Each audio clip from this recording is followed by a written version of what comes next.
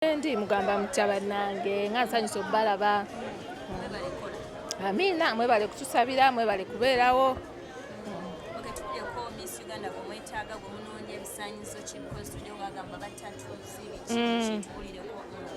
Awo njagalawo nnyo abawala mwenna abali eyo ng'oweza emyaka 18 ku 25 nga toli mufumbo nga toli engaged nga tonaba kuzaala tekitegeeza nti no tetukkiriza tetu-encouraging abaana kufumbirwa. Embaga mu Miss Uganda tuziridde as I speak ndowooza last week mwamulabye Fabiola bakyadde emikolo gy'okwanjula giri wano enkya ali alina okuyingira embaga tuzirya all the time. Abaana nina abazzukulu bangi nnyo but bw'oba okola emirimu gyo egy'obwa Miss Uganda obuvunaanyizibwa bungi ate ebintu ebimu oluusi bigwa bugwi.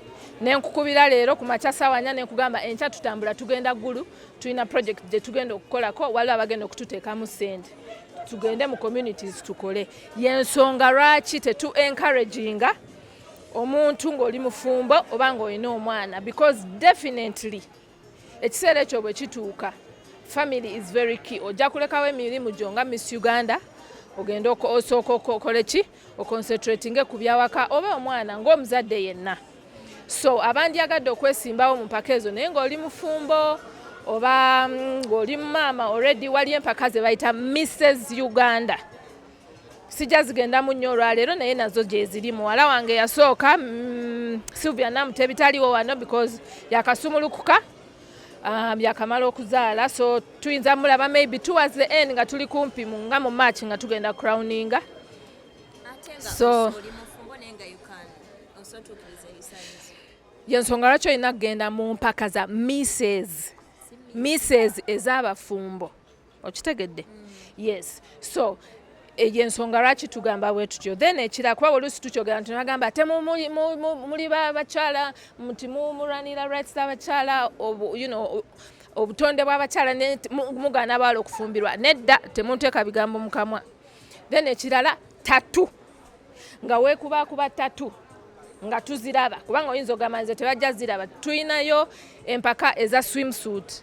Waliwo omuwala gwe baintroduce ne bagamba Mildred ye yali Miss Uganda Beach Beauty ku mwaka gwe ogwo gwali mwaka gwabe nakyo ye yali omuwala yasinga omubiri omulungi. Ogwo omubiri omulungi tugulabira mu swimsuit. Kati oyinza kuŋŋamba nti olina tatu we tutalaba. So bw'oba olina tatu nkwegayiridde totegana. Ekyokusatu olina okuba ng'oli Munnayuganda ng'olina endagamuntu oba passport. Tekitegeeza nti nno bw'oba oli gwe kasitaba ng'oli Munnayuganda either by birth, by descent, by naturalization. Kasitaba ng'oli Munnayuganda with endagamuntu or passport you qualify. Obuyigirize bwo olina okuba nga wasomako at least S6 okugenda waggulu. At least S6 okugenda waggulu. Ekintu ekirala kye tutaddewo ku mulundi guno okwewandiisa $200. Ojja genda ku mutimbagano www.missuganda.co.ug odownloading efoomu eyo ogijjuze ng'ogoberera ebisaanyizo bye tugambye ogireete ku ofiisi ya Miss Uganda n'ebifo ebirala bye tujja okugenda nga tubagamba. So abaagala okwesimbawo n'abagoberera ennyo empaka za Miss Uganda mubeere nga mugoberera nnyo emitimbagano gyaffe ku Instagram, Facebook, Twitter. Mujja kuba mulaba nti bwe wabawo enkyukakyuka yonna tujja kuba tukyogera. So foomu yo gireete ku ofiisi ya Miss Uganda.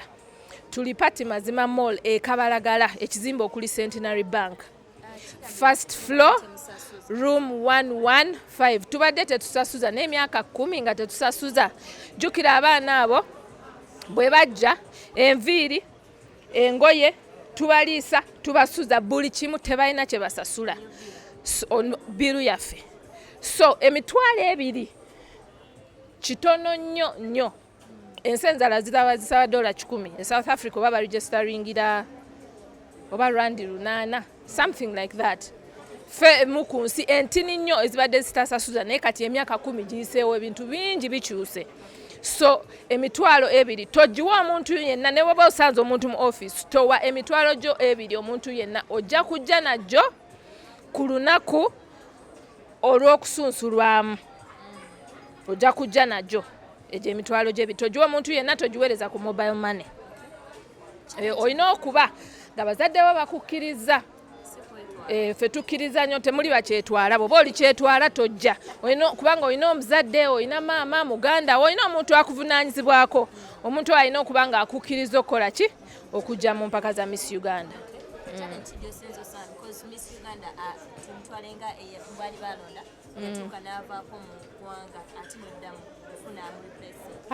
Yo si challenge ate si kufuna mu replacing. Miss Uganda tulonda top 3. Miss Uganda first runner up ne second runners up.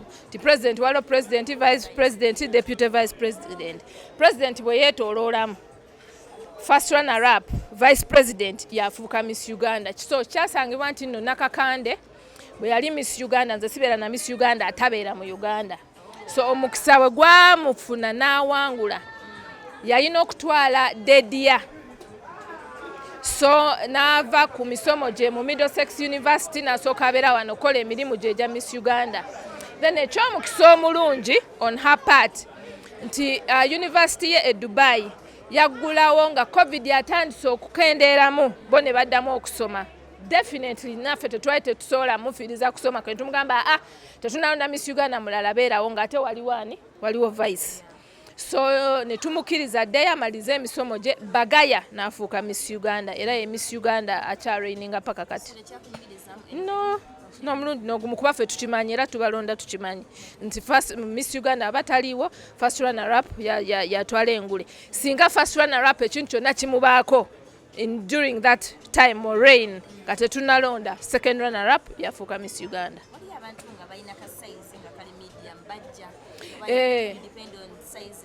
Bajja size yange Miss Uganda nedda ereba Miss Cavier tolaba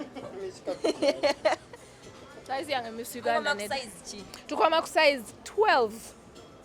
Then n'obuwanvu bwa kipimo olina okuba nga oli at least 5'6". Awo manya nti no bwe nakuteekako omunuulo ojja kufuuka nga 5'8" bwe bityo. Tetuboola ekirungi pageants nnyingi mu Uganda. Actually ngenda kutandika essomero erisomesa pageantry. Nja kuba mbategeeza very soon. Ngenda tandika essomero pageants nnyingi. Buli muntu yenna asobola okufuna pageant ejja mu bisaanyizo bye. Kati ffe ekitongole ekitutwala ekya Miss World ebyo byebisaanyizo. Nange sijja kwetumiikiriza mbikyuse kubanga I signed up to that. Yes, where to be. Tigo oyagala ki gwe ndowooza ojja genda mu Miss Cavi, gwe ojja genda mu Mrs, gwe ojja genda empaka za njawulo. Okwewandiisa kutandika nkya tulonkinze kati okwewandiika kutandika nkya gwe bw'oba olika ng'olina printer genda kati ku mutimbagano www.missuganda.co.ug downloading fomu eyo gijjuze enkeera girete ku office ya Miss Uganda. Bijja kukoma March nga 17. Olwo lwe tutikkira Miss Uganda omupya naye okwewandiisa kujja kukoma nga 25 January. Yes.